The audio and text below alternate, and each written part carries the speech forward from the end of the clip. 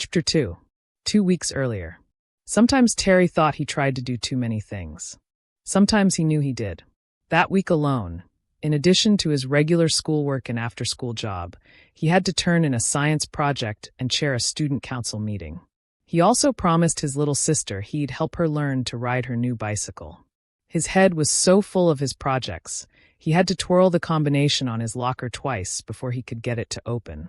And after he did, he realized he'd been meaning to clean out his locker.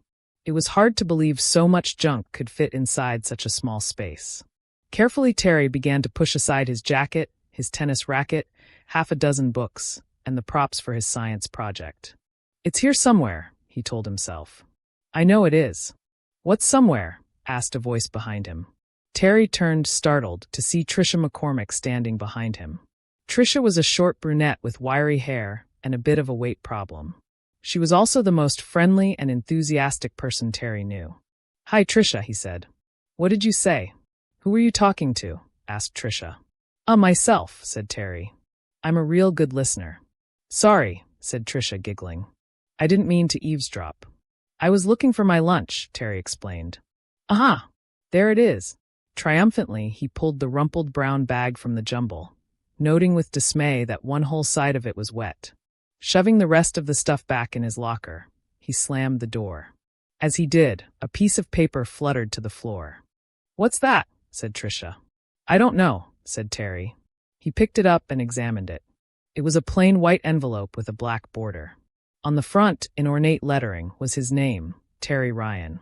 "Would you hold my lunch?" he asked Trisha. Curious, he opened the envelope. Inside was a stiff white card with a picture of a coffin on it. Beneath the coffin was written, "Reserved for you." "A coffin?" Terry said, starting to laugh. "What is this? An ad for a funeral parlor." "Turn it over," Trisha said. Terry did as she suggested. The other side was filled with writing. "Hey," he said. "It's an invitation to a Halloween party at Justine Cameron's place, right?" said Trisha. "Yeah," said Terry. "How did you know?" "I got one too," said Trisha. "Probably everyone in school did. But read what the invitation says. It's really weird. All-night Halloween costume party," Terry read. "All night. Hey, that's cool. Where's the weird part?" "Keep going," said Trisha. "Special surprises," Terry read. "Dancing games." "I don't see what's so." "Did you read where it is?" said Trisha. "Cameron Mansion, 8 p.m. Friday night, October 31st, Terry read. So that's the old Cameron Mansion," said Trisha. "The one that's out behind the cemetery on Fear Street." "You're kidding. How can anyone have a party there?" "No one's lived in that place for years," said Terry. "Justine and her uncle live there now," said Trisha. "They're fixing it up. I know because my father's firm is doing the electrical work." "Wasn't that house supposed to be haunted?" Terry asked. "Everything on Fear Street is supposed to be haunted," said Trisha. "Here's your squash lunch back." "Thanks," said Terry. As he and Trisha walked to the lunchroom, he thought about some of the things he'd heard about Fear Street. Although perfectly ordinary people lived in some of its beautiful old houses, other homes were deserted and rumored to harbor evil spirits. Terrible things had happened on Fear Street, murders, mysterious disappearances. It seemed like the perfect spot for a Halloween party. "Why do you suppose Justine invited us to her party?" Trisha asked Terry at the cafeteria door. Terry shrugged. "Beats me," he said. "I don't even know her. I just know what she looks like." Everyone in the school knew what Justine looked like, Terry thought. She was the most beautiful girl at Shadyside High, maybe in the whole town. Even the girls thought so. She was tall and slim, and looked more like a model than a student, with her long, shiny blonde hair and eyes as green as jade. Justine was a transfer student, new to Shadyside High, and so far, hardly anyone had gotten to know her, though most of the boys had tried. Terry was about to ask Trisha more about Justine when he spotted Nikki sitting at a table by the door. He excused himself and slid in across from Nikki, so she'd be able to read his lips. "Hi, funny face," he said, calling her by his special pet name. "Hi, Terry," Nikki said, giving him a big smile. Terry suddenly felt like the most important person in the world. Nikki always had that effect on him. He'd been going with her 6 months now, and he still couldn't believe his good fortune. Nikki wasn't the prettiest girl at Shadyside or the smartest, but she was definitely the most special. When she came into a room, everybody automatically felt happier. When Nikki smiled, her even white teeth flashing against her smooth olive skin, it was like the sun coming up. "Whatcha been up to?" Nikki asked him. "Nothing much," Terry said. "But look at this." He handed her the invitation. "I got one too," said Nikki. "Maybe everyone in the school did," said Terry. "I don't think so," said Nikki. "No one else in my homeroom got one. And none of my friends, like Jade and Dina, were invited." "I wonder why she invited us," said Terry. "I don't even know her." "Do you?" "Not very well," Nikki admitted. "She's in my gym class, and I've played basketball with her. But we've hardly spoken to each other." Terry opened his lunch, noting that the leak was coming from his meatloaf and tomato sandwich, which had somehow gotten completely smashed. "Ugh," he said, looking at the gooey mess. "Here, have half of mine," said Nikki. She always ate the same thing, a peanut butter and banana sandwich with celery and carrot sticks on the side. "That's okay," said Terry. "Maybe I'll get a hot dog from the vending machine." "I can't believe the junk you eat," said Nikki. "At least have some carrot sticks." Terry took one and began to munch. "What are you going to go as?" asked Nikki. "What?" "To Justine's party. It's a costume party, remember?" "Oh, I don't know," said Terry. "Maybe we ought to just skip it. None of your friends are going. And we don't really know Justine." "So what?" said Nikki. "I love costume parties. Besides, I've never been to a party on Fear Street." "It would definitely be a first," said Terry. "So it's settled," said Nikki. "Besides, I'd like to get to know Justine better." "What's she like in gym?" Terry asked. "She's the best athlete in the class," said Nikki. "She's in really great shape. I asked her about it once, and she told me she lifts weights." Terry let out a low whistle. "Whoa," he said. "No wonder she's so." He let the thought trail off. "She's so what?" asked Nikki. She had a dangerous glint in her eyes. "So, you know," he said, stifling a grin. He looked closely at Nikki to see if she was really upset or was just teasing him. "So stacked," Nikki suggested. "Well, yeah," said Terry. Nikki burst out laughing. "You boys are all alike," she said.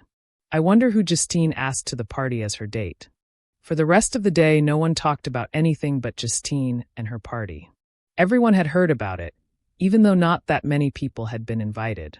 Just before the bell rang for the last period, Lisa Bloom stopped Terry in the hall. Lisa was assistant editor of the school paper, and she usually knew everything that was going on. In fact, she was a real gossip, except she called it being a reporter. "I hear you were invited to Justine's party," she said to Terry. "Why do you think she asked you?" "I don't have any idea," said Terry. "You're the reporter. Maybe you can tell me." "My theory is she wants to get to know people better," said Lisa. "But she's shy about it because of all the awful stories about the house where she lives." "What are you talking about?" "Don't you know?" said Lisa. "The last owners of the Cameron Mansion were killed in some kind of accident years ago. The story is that no one could ever live there again because their spirits haunt the place." "Nice story. So why is Justine living there?" asked Terry skeptically. Lisa shrugged. "According to my aunt, Justine is a distant cousin of the original owners. Her uncle inherited the place and decided to fix it up. I heard she lives there with her uncle." "He's her guardian," said Lisa. "I guess her parents are dead or divorced or something. Supposedly, Justine and her uncle have lived all over the country and even in Europe." Terry knew that Lisa's information was usually right, but he didn't see what Justine had to do with him and Nikki. He was still puzzling the matter over in biology class when Ricky Shore sat down next to him. Ricky was an obnoxious practical joker, and some people considered him the biggest dweeb in the whole school. Ricky's thick black hair was uncombed as usual, and as usual he was wearing a tacky t-shirt no one else would be caught dead in. This one was stained with orange juice and said, "Kiss me, I'm a Martian." "Hey, Shore," said Terry. "Yo, Terry," said Ricky. He set a rumpled paper sack down on the lab table, separating them. "I heard you and Nikki got invited to Justine's party." "That's right," said Terry. "So did I," said Ricky. "Huh. No bull." Terry was surprised. He couldn't imagine why Justine had chosen him and Nikki, but it was even weirder that she had asked Ricky and Trisha. None of them hung out together. "I wonder who else is going," Ricky said. "Have you heard?" "Nope," said Terry. "How's your biology project coming?" he asked, deliberately changing the subject. I'm just about done, said Ricky. In fact, I've got it in here. He pointed to the paper sack. Terry looked at the sack in disbelief. It was throbbing and beginning to inch across the lab table. I hate to tell you, he said, but your science project seems to be trying to escape. Ricky opened the sack. Instantly, a small green frog leapt out and began hopping along the table. Terry grabbed for it and held it distastefully in his hands. This is your biology project, sure? He said. A frog. It's not the whole thing, said Ricky, looking hurt. He reached in the bag and pulled out a jar of murky water. My project is on metamorphosis, he said. I've got tadpoles in here. Terry gazed at the jar doubtfully. You mean you had tadpoles, he said. Those aren't moving. Let me see, said Ricky. He took the jar and studied it closely, turning it first one way and then another. Then he shook it. I guess I should have cut air holes in the lid, he said finally. Oh, well, that's life, huh? Here today, slimy and disgusting tomorrow. I can always pick up some more at the pond. Terry handed him the frog, and he shoved it and the jar of dead tadpoles back into the sack. Great project, sure, Terry said sarcastically. Just call me Mr. Wizard, Ricky said. So who else is invited to the party? Ricky asked after a moment. I don't know, said Terry. Trisha McCormick. I don't know anyone else. Murphy Carter, said Ricky.